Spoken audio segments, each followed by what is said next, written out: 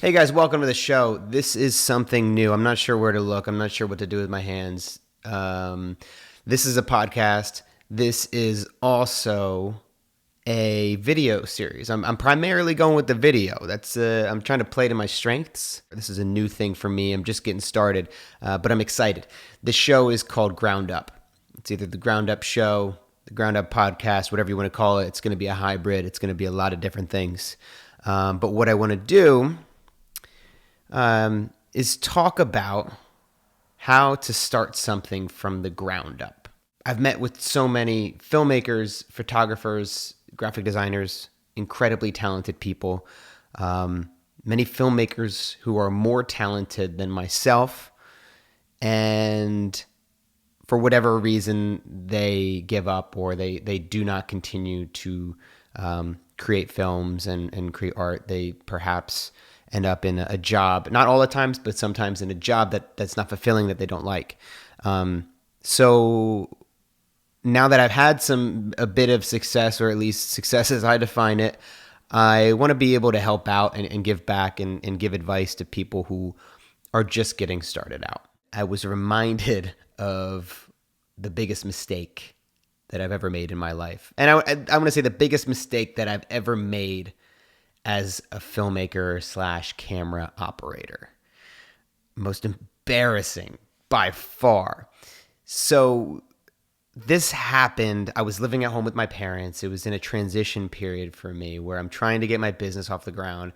I'm probably $95,000 in debt. I will take any job that I can get. And I get a gig for a reality show. This will happen often if you're just getting started out. Somebody will come to you. They know that you're a filmmaker or you're a camera operator. And they will ask you, do you have experience with such and such camera? And you will say yes. And you will be lying. And that's what I did. So I'm like really nervous because I literally don't even know where the record button is. I have no idea how to even get started with this camera. So I go to the shoot the next morning, and it's a reality show, like I said, and we are filming this young girl and her mom as they head over to a talent show. And the first thing I will say is that this is when I realized that reality shows were complete bullshit. And, everybody says, yeah, reality shows are bullshit, but I don't think they realize the amount to how scripted some of this stuff is.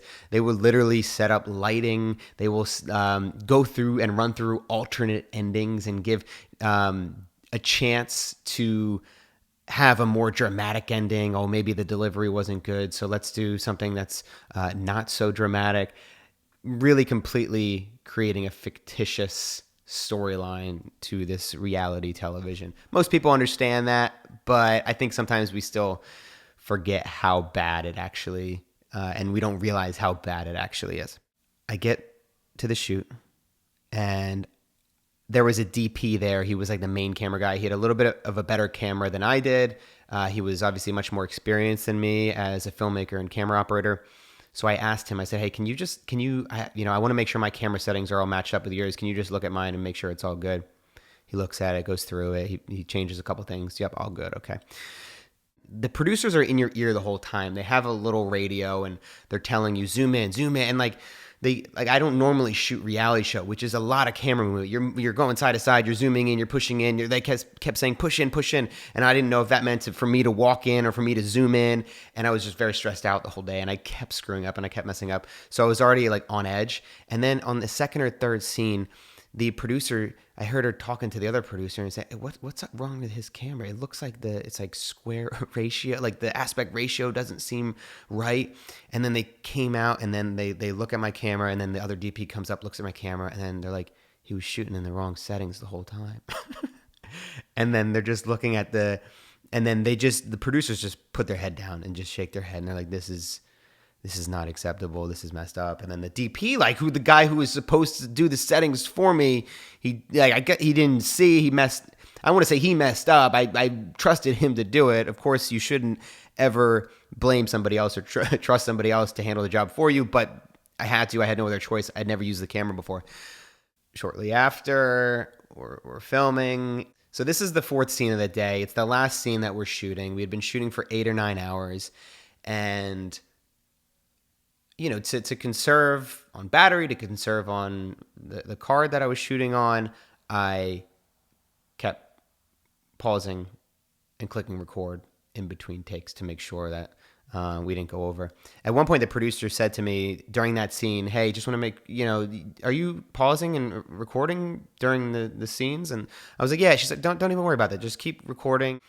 But the thing about habit is that it's a habit. It's built in. You after a while, it doesn't matter. You just do it habitually. You hit record, you hit pause, you hit record, you hit pause. So then there was one scene where all of a sudden this woman like loses her shit and she goes crazy, and it's like great television for them. This is what they want. They want the crazy shit. And then the producer says, "That's perfect. We got it. Cut. That's a wrap for the day. We're done." And then I looked at my camera and I wasn't recording. I wasn't recording the crazy woman doing her crazy thing. So what do you do in that situation?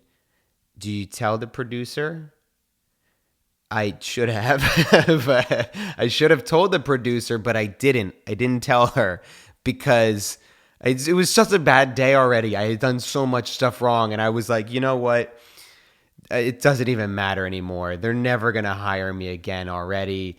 If I tell her this, they literally might throw me out the window and fire me right on the spot. So I didn't tell her. Oh, I probably should have, but they found out eventually that footage was not recorded. That at one point was my most embarrassing failure and my biggest failure as a filmmaker. And for a while, even though I told myself this is reality TV, I don't care about it, this is not the kind of work that I want to do, it still stung and it still hurt that I fucked up so bad, that I messed up so bad that I had let these people down. And you never want to let a client down, no matter whether it's a reality TV show or a small startup company or even a multi-million-dollar company. You don't want to let anybody down, and you want to deliver every single time. So it was a bummer, but I have to say, in hindsight, I find it hilarious. This was years ago. This doesn't affect me anymore. That TV show, I don't even know if they ever finished it. I didn't keep up with it. I was certainly cut from the credits. But these things hurt in the moment. But for the most part, your failures are going to eventually become really good stories in the long run. You made a mistake. You fucked up. It's okay. Laugh about it with your friends and move on. So that's it for this episode. This was the first episode of the podcast. I'm pretty excited about this. I'm pretty excited about doing both the video, both the audio. I'm pretty sure that in the very beginning, this is going to be one of the worst things that anybody's ever heard, but it's going to get really good. It's going to get better. And I hope you guys learned some stuff over the time that we do this. Let's keep it going. Let's do this. Let's go. Peace.